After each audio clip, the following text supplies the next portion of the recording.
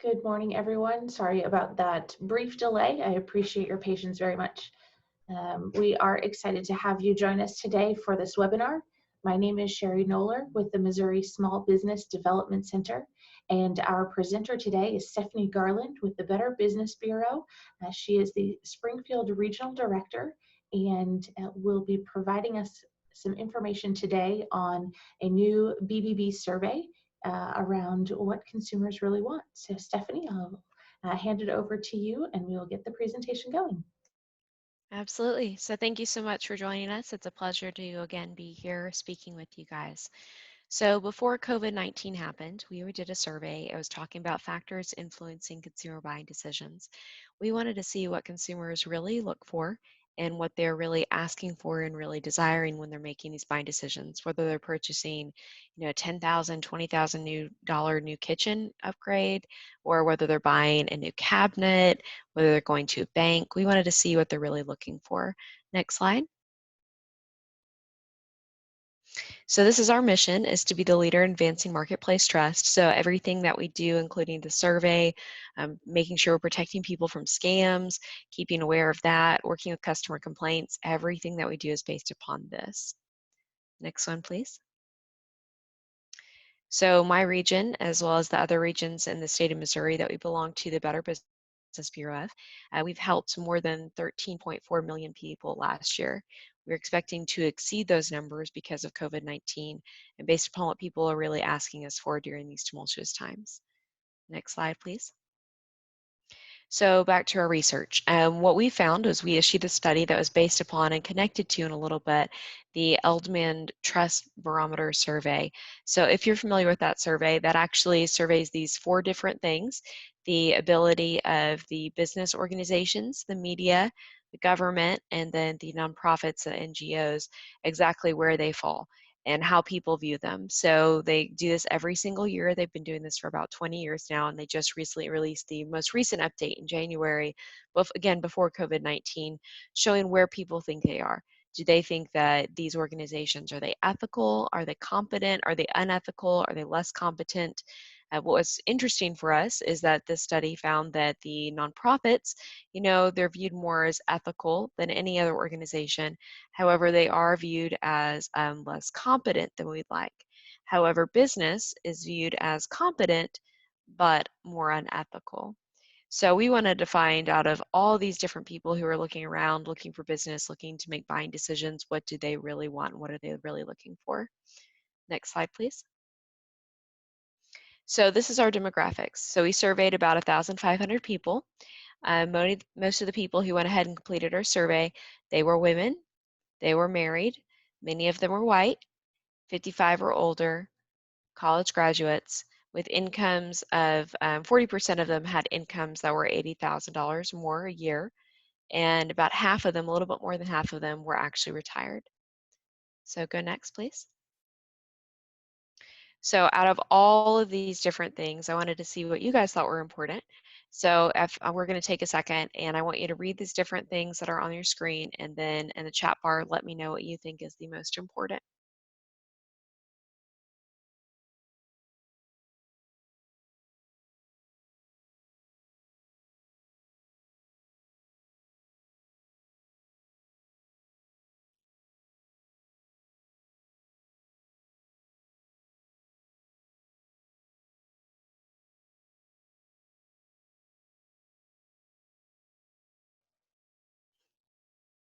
Hey, glad you're here, Janie.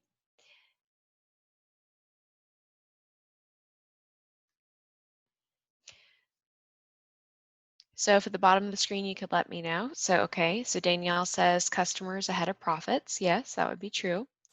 What else do you guys think? What do you think that customers really are looking for when we ask them all these different things?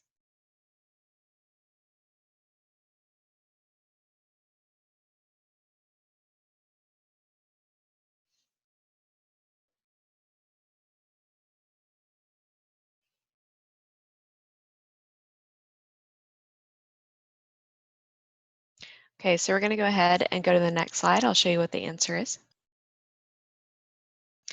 So what we found is actually taking responsibility to address the issues as well as keeping its promise to people are things that they really care about.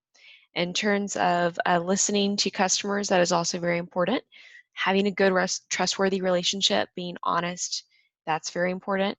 And in terms of giving back to the local community, that was not found as the most important thing, or addressing the societal needs in its mission, or creating jobs in the local community. People think all these things are interesting. Yes, they matter, but in terms of the things that they really care about and what they're looking for before they make a buying decision, those first three things are what people are really caring about. This actually is going to be recorded, and so that is, I believe that Sherry's can send that out, but very good question.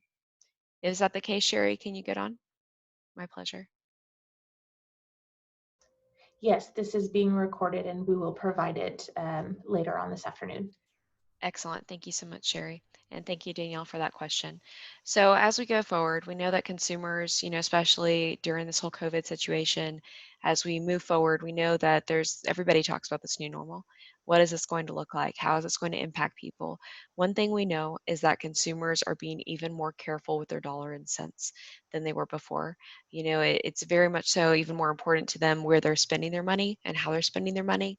And so as you're looking to perhaps update your marketing, go ahead and go after those new consumers now, or make sure that you're retaining your old consumers. Make sure that you are taking responsibility to address issues, that you aren't just blowing people off or giving polite nothings, right? And also make sure that you're upholding your promises. If you say that something is going to be a certain price, then make sure that it is. If you say it's going to be there with a certain date and timeline, then it better be there. And also make sure that you're listening to customers. We are seeing a lot of different people who are struggling during this, both as small business owners and consumers alike are just trying to figure out what exactly is going to happen and how we're going to navigate this difficult time. So we ask that you remember these three things that people said were very important to them before this tumultuous time, and just know that if we had to do the study again today, my bet would be that those numbers would be even more overwhelmingly in favor of these items based upon the last kind of tumultuous 2 months that we've had, 2.5 months. Next slide, please. So what this means for business owners: to earn and maintain consumer trust, business needs to honor its word. So here's some examples. Appointments. Make sure that you're keeping your appointments. If for some reason, like I know a lot of us, in the medical field, there's a lot of great people who are credited with this, and they've had to postpone some appointments because of COVID-19 issues, and now they're rescheduling them. So that's something where, people are working to be honest and transparent and say, hey, CDC guidelines say this is how many people can be in the building right now. Make sure if you are committing to anything, especially during this time, that you are honoring that. Issues, sales, warranties. If something was under warranty before and now it needs to be replaced, make sure that you are honoring that. Because especially right now, consumers are just, again, they're valuing every penny they're spending. And so make sure that you are making sure that your word is gold and your word is your bond, as it should be. So the next slide, please. Here's a new trend that we are seeing in consumers. We're showing that they are starting to trust businesses that support local efforts. So we have an accredited heating and air and plumbing company that is actually going around and in the past 5 weeks has delivered 750 meals to students at a local elementary school. And they do this every Tuesday. So right now they're actually at the Snicks Elementary School right now giving away these free meals. So we also know that there's another business that is a law group that it has made 3,000 masks for people for free. And it's giving them to people right here in our communities. And they're even getting some orders to ship them, and then they're even paying the shipping costs. And they expect to make 6,000 masks in total. So we're seeing that consumers are valuing those businesses that are doing things like that, going above and beyond even more. We're also showing that the societal impacts are very important to younger consumers. So younger consumers that are college age, just out of college, millennials, those are the ones who are looking more at the bigger picture of, are these people recycling? What are they doing to get back in the community? How are they helping people during these turbulent times? So those are the questions that these younger consumers are looking for and researching before they make a buying decision. Next slide, please. So the factors that are influencing consumer buying decisions, we have done the study now 3 times. We most recently did it in 2019. We've seen professionalism, complaint record, referred, responsiveness, selection, speed of service, website. These are all things we're asking about. So quality, price, business ethics, friendliness, convenience, years in business, and online review. So if you can go ahead and let me know what you think is the most important out of that list, I'll give you a minute to do so now.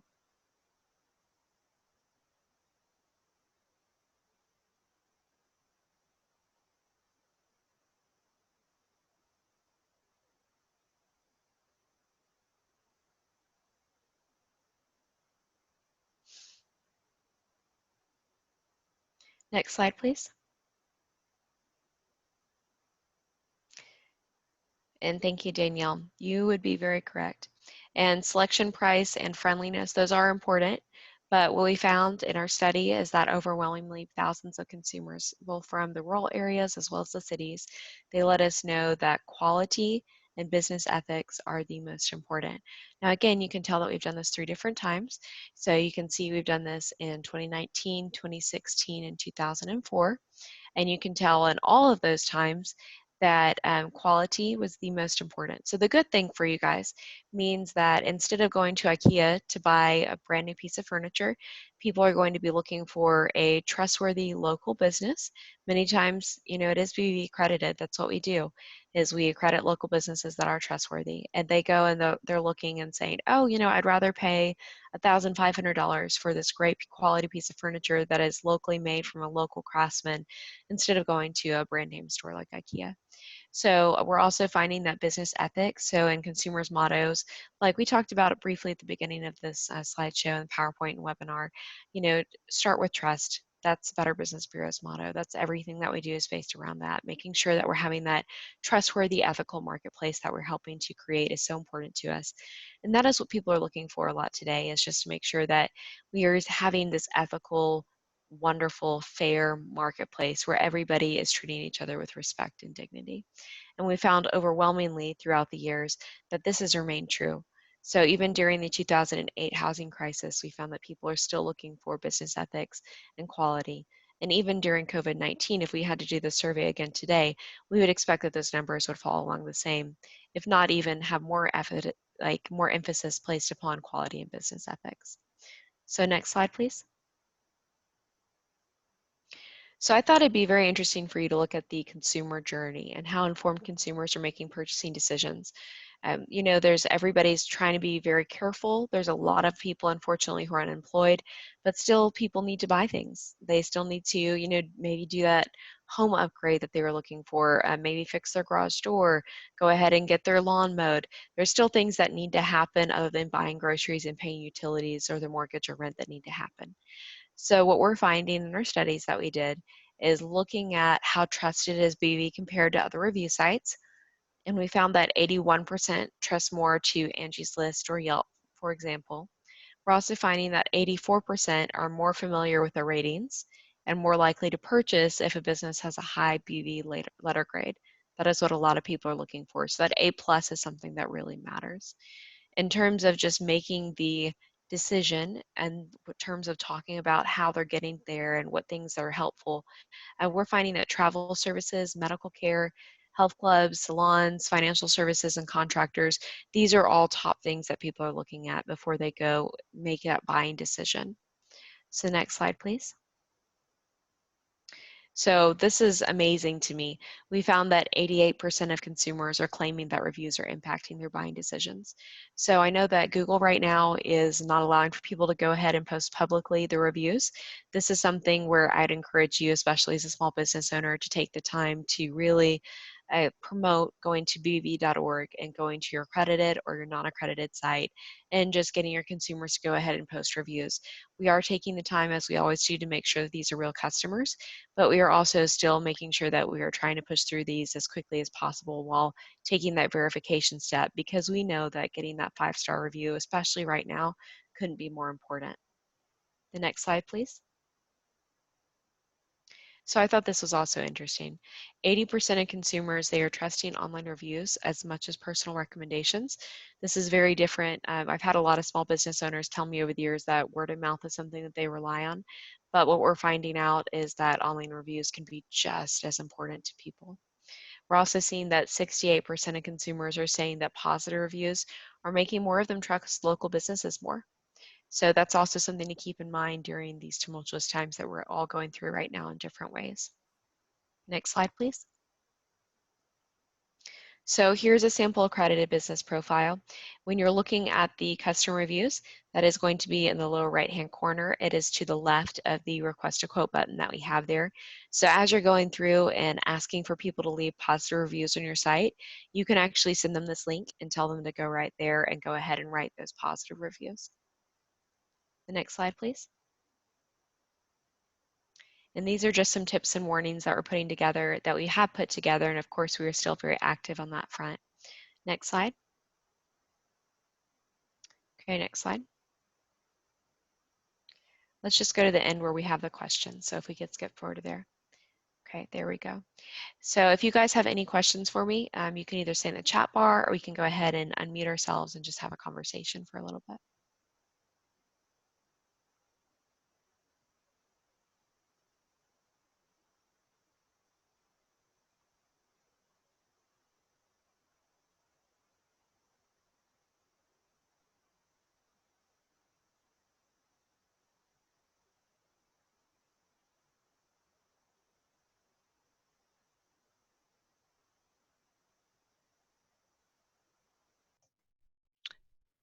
So the demographics of the first survey, good question.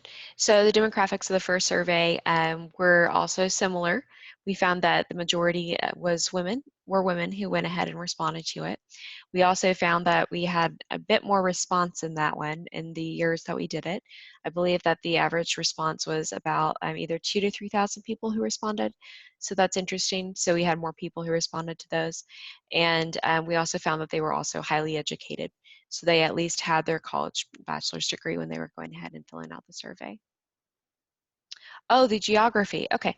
So the geography on both the surveys, we were doing it throughout the state of Missouri. So we did it in Joplin, Jasper, Neosho, also Springfield, Cape Girardeau, and then St. Louis area.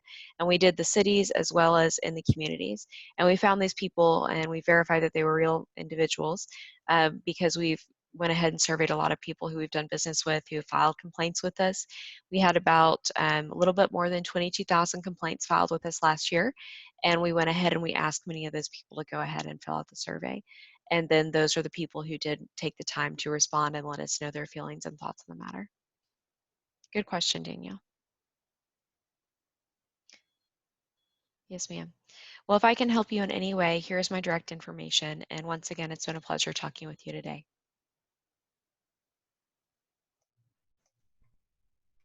Stephanie, thank you very much for your time, and thank you everyone for joining us today. I appreciate everyone joining. Apologize real quickly for the technical difficulties that we had at the beginning, but thank you for joining. And this information, along with the recording, will be shared with you via the email you registered with later on today once we get it uploaded. So again, thank you so much for your time. Stephanie, thank you for your time. And if you have any questions, you can contact Stephanie directly. And if you are a business and need any assistance, you can always reach out to the Missouri Small Business Development Center as well. Thank you very much and have a wonderful day, everyone.